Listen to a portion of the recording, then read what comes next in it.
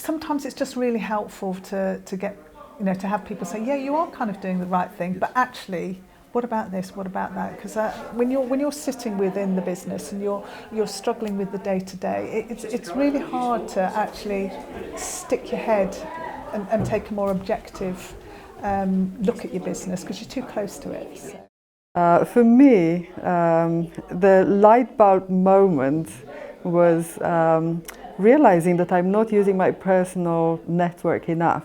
So when we looked at LinkedIn, I just went straight to my phone, went into my LinkedIn account, which, I mean, it's well presented, but I'm not really using my network at all. I just post some things, I comment on other people's posts, but I'm not using it effectively. So this was a really very important aspect of my business where I can improve my business.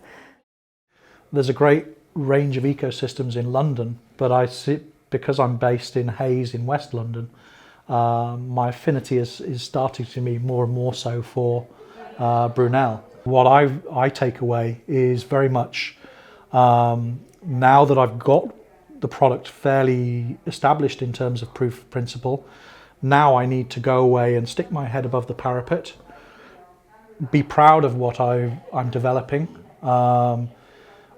fall back on why I set the business up as a founder, fall back on what my character traits are, why I'm doing it.